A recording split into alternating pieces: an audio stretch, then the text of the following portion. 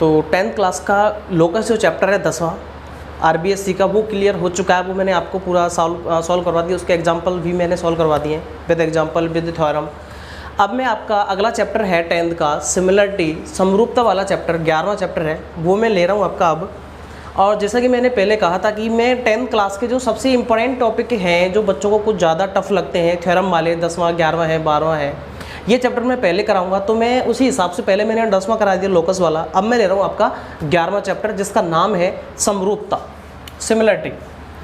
अब ये समरूपता क्या होती है? समरूपता जैसे कि नाम से पता चल रहा है, समरूपता का मतलब होता है समान रूप।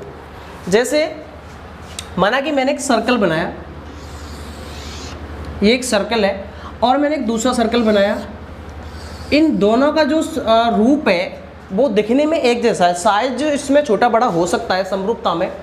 एक तो होती है आपकी समरूपता यानी सिमिलरिटी, और एक होती है आपकी सर्वांग समता यानी कॉन्ग्रुएंसी। और दोनों का डिफरेंस यही है कि जो समरूपता होती है उसमें तो होता है रूप समान, यानी कि देखने में एक जैसा लगेगा आपको, और कॉन्ग्रुएंसी होती है सर्वांग समता, उसमें भी देखने में एक जैसा ही लगेगा, लेकिन इसमें हमें आकृति कितनी छोटी या बड़ी है इस पर निर्भर नहीं करती बात। और जो सर्वांग समता होती है उसमें आकृति कितनी बड़ी है कितनी छोटी है उस पर ज़्यादा निर्भर करती है।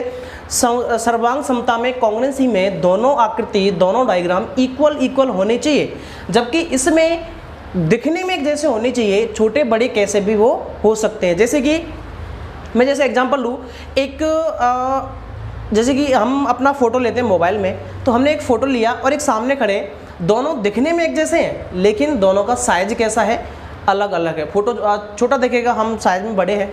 और जैसे कोई भी एक, जैसे कि ताजमहल का फ़ोटो लें, साइड में रखें और एक ताजमहल को देखें, तो दोनों का डिफरेंस है, दोनों का दिखने में एक जैसे हैं लेकिन साइज कैसी है, अलग अलग है। तो जो दिखने में एक जैसा हो और जिसके जो साइज हो वो अलग अलग, इक्वल भी हो सकती है, वैसे अलग अलग भी हो सकती है, इक्वल भी हो सकती है और अलग अलग भी हो सकती है। तो ऐसी आकृतियाँ, ऐसी कोई दो आकृतियाँ जो दिखने में एक जैसी हो, साइज भले ही अलग अलग हो, कैसी आकृति कहलाती हैं? समरूप आकृति। लेकिन इनमें भी कुछ कंडीशन होती है समरूप की होने की। कंडीशन क्या होती है? पहले तो जैसे कि माना कि ये दोनों एक जैसे दिख रहे हैं, हमें समरूप हो गए। अच्छा, जैसे माना कि मैंने इसके अंदर एक और सर्कल बना दिया, तो ये दोनों सर्कल भी कैसे हैं? ये भी दोनों समरूप है, सिमिलर हैं। और बना दो, ये भी दोनों सिमिलर हैं, और सर्कल पर ये भी दोनों सिमिलर हैं। मतलब दिखने में कैसे होने चाहिए? एक जैसे ही होने चाहिए। तो कैसे होंगे? समरूप होंगे यानी सिमिलर होंगे। माना कि मैंने एक ट्रायंगल बनाया आपको, यहाँ पे ये एक ट्रायंगल है और मैंने एक दूसरा ट्रायंगल बनाया छोटा, ये भी एक ट्रायंगल है, और भी मैंने एक ट्रायंगल बना दिया यहाँ पे, ये भी एक ट्रायंगल है। तो तीनों देखने में अलग, इनका जो साइज है तीनों में अलग। जैसे माना कि ये जो है, ये वाली साइड, ये वाली इससे बड़ी है और ये इन तीनों से छोटी है, इन दोनों से। तो देखने में तो हो एक जैसे, लेकिन साइज में कैसे हो? अलग अलग हो। तो कैसे आकृति होंगी? समरूप आकृति है। कैसे आकृति? तीनों, ये तीनों सिमिलर डायग्राम है यानी कि समरूप आकृति है। अब ऐसा नहीं है कि अलग अलग ही हो, फिक्स है, ये एक जैसे भी हो सकती है। जैसे माना कि ये कोई ट्रायंगल है, इसके इक्वली कोई दूसरा ट्रायंगल ले लिया मैंने, इसके इक्वली है ये वाला, ये दोनों सिमिलर हो सकते हैं यानी कि समरूप हो सकते हैं। लेकिन अब एक तो मैं बात करता हूं समरूपता की और एक मैं बात करूं सर्वांग समता की। अब सुनो, एक तो है समरूप आकृति, समरूप, एक है सर्वांग सम। सर्वांग सम, दोनों में डिफरेंस क्या है वो सुने पहले, छोटी चीज है वैसे सुन ले। समरूप में क्या होगा? समरूप में जो आकृति है यानी कि देखने में रूप कैसा होगा? रूप समान होना चाहिए। और इसमें भी कंडीशन ये, रूप समान होना चाहिए। नहीं, रूप समान नहीं, रूप समान तो हो गई, आकृति मतलब माप समान होनी चाहिए, माप समान। इसमें तो यह है कि समरूपता में तो कोई भी दो डायग्राम है, कोई भी तीन डायग्राम है, चार, उनके रूप कैसे होने चाहिए? देखने में कैसे होने चाहिए? सिमिलर होने चाहिए, समान होने चाहिए। तो कैसे होंगे? सिमिलर। और सर्वांग समता यानी कॉन्ग्रुएंसी में क्या होना चाहिए? यानी कि उनको डायमेंशन है, माप है, वो कैसी होनी चाहिए? इक्वल हो। जैसे माना कि ये वाली साइड 5 की तो ये भी 5 की होनी चाहिए, ये 6 की तो ये भी 6 की होनी चाहिए, ये 7 की तो ये 7 की होनी चाहिए। तो वे क्या होंगे? कॉन्ग्रुएंट यानी कि सिमिलर ट्रायंगल और कॉन्ग्रुएंट ट्रायंगल। और यदि रूप समान, जैसे कि ये छोटा है ये बड़ा है लेकिन दिखने में एक जैसा है, तो कैसे होंगे? सिमिलर। अच्छा, अब मैं बात करूं आगे। देखिए, अब मैं इसमें एक इंपॉर्टेंट लाइन बताता हूँ आपको, थोड़ा ठीक से सुने, कि कोई भी दो कॉन्ग्रुएंट डायग्राम, जिसे माना कि ये दोनों कॉन्ग्रुएंट मैंने मान लिया, जैसे माना कि ये 5 का है, ये साइड 5 की, ये 6 की, ये 6 की, ये 7 की और ये भी 7 की, दोनों कॉन्ग्रुएंट हो गए। ठीक है जी। दो कॉन्ग्रुएंट डायग्राम सिमिलर हो सकते हैं, दो कॉन्ग्रुएंट डायग्राम सिमिलर हो सकते हैं, यानी कि दो सर्वांगसम आकृति को हम सिमिलर डायग्राम, सिमिलर आकृति कह सकते हैं। लेकिन दो सिमिलर डायग्राम को हम कॉन्ग्रुएंट नहीं कह सकते। दो कॉन्ग्रुएंट डायग्राम यानी कि सर्वांगसम आकृतियों को हम समरूप आकृति कह सकते हैं। इन दोनों को समरूप भी कह सकते हैं क्योंकि देखने में रूप एक जैसा है, सिंपल। दो सिमिलर डायग्राम को हम दो कॉन्ग्रुएंट डायग्राम को हम सिमिलर कह सकते हैं, लेकिन दो सिमिलर डायग्राम यानी कि समरूप आकृतियों को हम सर्वांगसम नहीं कह सकते, क्योंकि सर्वांगसम में दोनों डायग्राम का जो डायमेंशन है, माप है, वो इक्वल होनी चाहिए, जबकि इसमें माप इक्वल होना जरूरी नहीं है। तो इनको हम सर्वांगसम नहीं कहेंगे, इनको समरूप ही कहेंगे। लेकिन इनको सर्वांगसम भी कह सकते हैं और समरूप भी कह सकते हैं, ये इंपॉर्टेंट बात थी इसमें। अब कंडीशन है कुछ कि दो समरूप जो आकृति होंगी उनकी कंडीशन क्या है, उसकी कुछ कंडीशन होती हैं। दो डायग्राम के, दो आकृतियों के समरूप होने की कुछ कंडीशन है, वो कंडीशन क्या है? देखो दो कंडीशन है। नंबर 1 सुनिए, अब सुने, कोई भी दो डायग्राम है, कोई भी दो आकृति हैं, वो समरूप कब होंगी, उनको हम समरूप कब कहेंगे, सिमिलर कब कहेंगे। अब देखिए उसकी दो कंडीशन है। नंबर 1 कंडीशन ये है, माना कि दो डायग्राम है, एक डायग्राम ये है आपके पास और एक डायग्राम ये है, दो ट्रायंगल ले लिया हमने। अब इन दोनों को हम समरूप यानी सिमिलर कब कहेंगे? नंबर 1 कंडीशन,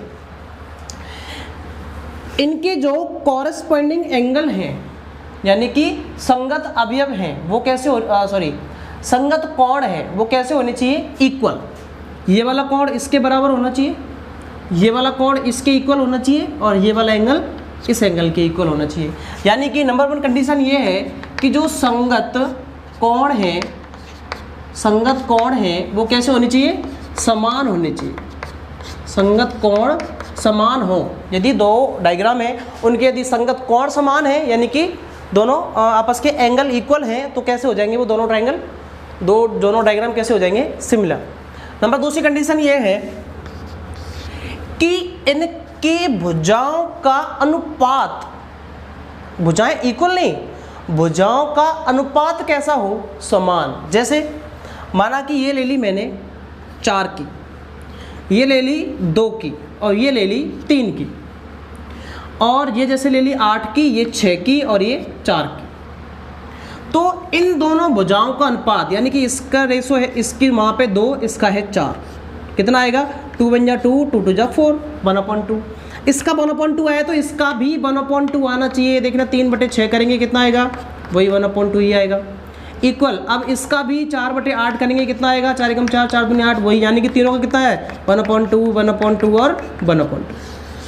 तो दो कंडीशन हो गई। पहली कंडीशन कि दोनों जो ट्रायंगल है, दोनों डायग्राम लिए, दोनों के जो एंगल है, कॉरेस्पॉन्डिंग एंगल है यानी कि संगत कोण है, वो कैसे होने चाहिए? इक्वल होने चाहिए, पहली कंडीशन। दूसरी कंडीशन ये है कि भुजाओं का अनुपात कैसा होना चाहिए? भुजाओं का रेशो इक्वल होना चाहिए, भुजाओं का अनुपात समान होना चाहिए। भुजाओं की जो माप है उनका रेशो निकालें हम, अनुपात निकालें, वो कैसा आना चाहिए? इक्वल आना चाहिए। तो ही दोनों डायग्राम कैसे होंगे? सिमिलर, अन्यथा नहीं होंगे। तो ये सिमिलर होने की शर्त है। तो ऐसे हम इन दोनों चीज़ों से हम पता कर सकते हैं कि दो डायग्राम सिमिलर कब हो। जैसे माना कि एक और डायग्राम लिया मैंने, जैसे दोबारा से ये वाला, माना कि ये वाला एंगल 30 डिग्री का है और ये वाला 40 का है, और ये वाला भी 30 का है और ये वाला भी कितना है? 40 का है। तो ये और ये इक्वल हैं, तो ये और ये भी इक्वल है, तो इसका मतलब तीसरा कोण भी कैसा होगा? इक्वल होगा। ये जो आएगा उतना ही ये आएगा। ठीक है जी। अब ये दोनों डायग्राम को क्या कह सकते हैं? दोनों डायग्राम क्या कह सकते हैं? समरूप कह सकते हैं। जैसे कि माना कि ये PQR और ये ABC, तो triangle PQR similar triangle A B C. अब देखिए, एक तो होता है ये जो साइन लगाया मैंने यहाँ पे, इससे समरूपता को प्रदर्शित किया जाता है, ऐसा चिन्ह लगाते। एक तो होता है आपने 10th छोटी क्लास में पढ़ा होगा, 9th में, 8th में तो नहीं, 9th में है, ये वाला साइन पढ़ा होगा। एक आपने ओनली ये वाला, दोनों में क्या फ़र्क है? ये वाला जो साइन है इसको हम प्रदर्शित करते हैं, इससे किसको? कॉन्ग्रुएंसी को, यानी सर्वांग समता को, और इससे प्रेजेंट करते हैं हम किसको? समरूपता को, सिमिलरिटी को। अब यहाँ पे दोनों का मतलब ये है, इसका तो मतलब है कि समरूप होंगे, देखने में एक जैसा होगा, और इसका मतलब ये है कि देखने के साथ साथ उनकी जो डायमेंशन है, जो साइड है, एंगल है, वो भी कैसे होंगे? इक्वल होंगे। जिसका मतलब इक्वल आ गया तो मतलब सर्वांग समता यानी कि कॉन्ग्रुएंसी, और ये आ गया तो सिमिलर ट्रायंगल यानी कि समरूप आकृति। तो दोनों ट्रायंगल कैसे हो गए यहाँ पे? सिमिलर। तो आइए, एक्सरसाइज है आपकी 11.1, बेस आपका हो चुका है। एक्सरसाइज 11.1 में ओनली ट्रू फॉल्स हैं। ये क्वेश्चन आपको बोर्ड में नहीं आते हैं, बोर्ड एग्जाम में नहीं आएंगे, लेकिन ये आपको पता होना, ये चीज़ें आपको पता होंगी तो आप आगे क्वेश्चन करने में आपको बहुत ज़्यादा आसानी होगी। देखिए, पहला क्वेश्चन है आपको ओनली जो ब्लैंक खाली एरिया है, जो ब्लैंक एरिया है उसमें ओनली सही चीज़ जो है वो भरनी है। देखिए, पहला है कि सभी वृत्त कैसे होते हैं। सभी जो वृत्त है, माना कि एक सर्कल ले रहा, एक सर्कल ले, कितने भी सर्कल ले लें, कितने भी सर्कल ले लें, वो देखने में कैसे होंगे? सभी वृत्त जो होंगे वो देखने में कैसे होंगे? समान होंगे, यानी एक जैसे लगेंगे आपको। कोई भी छोटा वृत्त है, एक उससे बड़ा, एक उससे भी बड़ा, जितने भी सर्कल होंगे वो होंगे कैसे? देखने में कैसे होंगे? एक जैसे, यानी कि समरूप होंगे, सिमिलर होंगे। तो सभी वृत्त कैसे होते हैं? सभी वृत्त होते हैं कैसे? समरूप। थोड़ा बड़ा बड़ा लिख रहा हूँ ताकि आपको पता चले। समरूप, ये इसका हो गया। अगला है सभी वर्ग कैसे होते हैं? वर्ग कहते हैं स्क्वायर। एक स्क्वायर ये रहा, एक इससे बड़ा ले लिया और भी इससे बड़ा ले लें, तो सब में जो एंगल होते हैं वो कितने कितने डिग्री के होते हैं? 99 डिग्री। एंगल तो इक्वल होते हैं, और इनकी साइड का रेशियो कैसा हो जाएगा? इक्वल, क्योंकि वर्ग है, स्क्वायर है, तो चारों साइड है इक्वल आएंगी। इसकी भी इक्वल, जैसे इसकी ले लें 1 1 1 1, इसकी ले लें 5 5, कोई भी ले सकते हैं कि अलग अलग तो हो नहीं सकती साइड, क्योंकि स्क्वायर होता है, चारों साइड इक्वल होती है। तो 1/5 1/5, या फिर 6 ले लें तो 1/6 1/6, मतलब रेशियो कैसा आएगा? इक्वल, और एंगल भी कैसे है? इक्वल। तो सभी जो वर्ग होते हैं वो भी कैसे होते हैं? वो भी होते हैं समरूप, यानी कि सिमिलर। इसका थर्ड पार्ट है कि सभी त्रिभुज समरूप होते हैं। ऐसे कौन से त्रिभुज हैं जो सभी समरूप होते हैं, यानी एक जैसे दिखते हैं, सिमिलर होते हैं? वो होते हैं समबाहु त्रिभुज, इक्विलेटरल ट्रायंगल। इक्विलेटरल ट्रायंगल की जो तीनों साइडें हैं वो कैसी होती हैं? इक्वल, और जो एंगल होते हैं तीनों वो कितने कितने डिग्री के होते हैं? 60 60 के। तो एंगल तो इक्वल हो गए, और साइड का रेशो भी कैसा आएगा? इक्वल आएगा, क्योंकि तीनों साइडें इक्वल होती है। 2 2 2 हो सकती है, यहाँ पे 3 3 3 हो सकती है, 4 4 4 हो सकती है, कोई भी ले, लेकिन रेशो कैसा आएगा? दोनों का इक्वल आएगा। जैसे ये 2 2 2 ले लिया, ये 5 5 5 ले, 2/5 2/5 2/5 ऐसे आएगा, और एंगल 60 60 60। तो इक्विलेटरल ट्रायंगल जो होंगे समबाहु त्रिभुज वो कैसे होंगे? सिमिलर होंगे, समरूप होंगे। तो सभी समबाहु यानी कि इक्विलेटरल ट्रायंगल कैसे होते हैं? समरूप होते हैं, सिमिलर होते हैं। नंबर 4 है कि भुजाओं की संख्या समान वाले दो बहुभुज समरूप होते हैं यदि दो डायग्राम है और बहुभुज हैं, वो सिमिलर कब होंगे? दो डायग्राम सिमिलर तब होंगे जब उसकी दो कंडीशन हो। नंबर 1, पहली चीज़ तो उनके जो संगत कोण है वो कैसे होने चाहिए? इक्वल। नंबर 2, उनकी भुजाओं का अनुपात कैसा होना चाहिए? समान। तो दो चीज़ें आएंगी इसमें। नंबर 1 ये है कि संगत कोण कैसे हो? संगत कोण हो समान, पहली कंडीशन। दूसरी कंडीशन ये है कि भुजाएं समानुपाती हो, या फिर भुजाओं का अनुपात कैसा हो? भुजाओं का अनुपात समान हो। पहला क्वेश्चन हो चुका है। आते हैं दूसरे क्वेश्चन पे। दूसरे क्वेश्चन में ओनली ट्रू फॉल्स बताने, सत्य सत्य। पहला देखिए, दो सर्वांग आकृतियां समरूप होती हैं। सही बात है। कोई भी दो आकृति यदि देखने में एक जैसी है, दो सर्वांग आकृति नहीं देखने में जैसी समान है, मतलब देखने में जैसे समान है, यानी कि इनको साइड का रेशो भी कैसा है? इक्वल, साइड भी बराबर बराबर है और एंगल भी कैसे है, इक्वल। जैसे कि माना कि दो त्रिभुज लिए ये वाले, ये 5 है तो ये भी 5 है, ये 6 है तो ये भी 6 है, ये 2 है तो ये भी 2 है, ये 60 है तो ये भी 60 है, ये 30 है तो ये भी 30 है, और ये 90 है तो ये भी 90। मतलब एंगल भी कैसे इनके इक्वल है और साइड भी कैसी है, इक्वल। तो ऐसे दो डायग्राम कैसे हो जाएंगे, जिनका एंगल भी इक्वल हो और साइड भी इक्वल हो, कैसी होंगी, सर्वांगसम यानी कॉन्ग्रेंट। अब जो कॉन्ग्रेंट होते हैं ये इनको हम देखने में तो एक जैसे लगेंगे, जब सब कुछ इक्वल ही है तो एक जैसे लगेंगे, एंगल भी इक्वल है साइड भी इक्वल है तो देखने में एक जैसे लगेंगे। तो दो सिमिलर कॉन्ग्रेंट जो डायग्राम है यानी कि सर्वांगसम आकृतियां हैं वो कैसी हो सकती हैं, वो सिमिलर भी हो सकती है यानी कि समरूप भी हो सकती हैं। लेकिन ये तो सत्य हो गया, लेकिन दूसरी कंडीशन ये है कि दो समरूप आकृति सर्वांगसम हो सकती है क्या। जैसे माना कि एक ये है और एक ये है, अब देखना दोनों देखने में कैसे हैं, एक जैसे सिमिलर है, क्या हम इनको कॉन्ग्रेंट कह सकते हैं, सर्वांगसम कह सकते हैं, नहीं, क्योंकि इनका साइड अलग अलग है, एंगल भले इक्वल हो लेकिन साइड तो अलग अलग है, इसलिए इनको हम कॉन्ग्रेंट नहीं कह सकते, क्योंकि कॉन्ग्रेंट जो होगा सर्वांगसम होगी। सर्वांगसम आकृतियों में साइड भी जो भुजाएं हैं उनका माप भी कैसा होता है, इक्वल, लेकिन समरूप में माप इक्वल होना जरूरी नहीं है। तो समरूप को हम सर्वांगसम नहीं कह सकते, लेकिन सर्वांगसम को हम समरूप कह सकते हैं, जैसा कि मैंने बेसिक में जो था उसमें बताया था। थर्ड पार्ट है इसका कि दो बहुभुज समरूप होते हैं। दो बहुभुज समरूप कब होंगे, उसकी दो कंडीशन होनी चाहिए। नंबर 1, उसके जो संगत कोण है वो समान होनी चाहिए। नंबर 2, उसके जो भुजाओं का अनुपात है, भुजाओं का अनुपात वो कैसा होना चाहिए, समान होना चाहिए। अब यहाँ पे देखना ये कह रहा है कि दो बहुभुज समरूप होते हैं यदि उनकी संगत भुजाएं समानुपाती हों।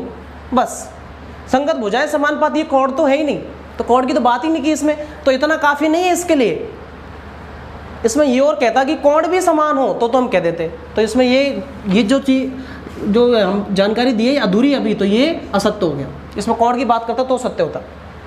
नंबर 3 है कि दो बहुभुज समरूप होते हैं। दो बहुभुज समरूप कब होंगे, जब उनकी संगत भुजाएं कैसी हों, समान अनुपात में हो, और कोण भी कैसे हो, समान हो। दोनों चीज़ें कह रहा है, मतलब कैसा, ये ट्रू है, मतलब सही है। फोर्थ, ये थर्ड था, ये फोर्थ है और ये फिफ्थ। पांचवा है दो बहुभुज समरूप होते हैं। दो बहुभुज समरूप कब होते हैं, वही सेम कंडीशन, संगत भुजाएं बराबर हो और कोण समान हो। तो इसमें तो ओनली कोण की बात कर रहा है, भुजाएं नहीं है, तो ये कैसा हो गया, असत्य। तो ये 11.1 हो चुकी है आपकी। अब मिलते हैं अगली वीडियो में।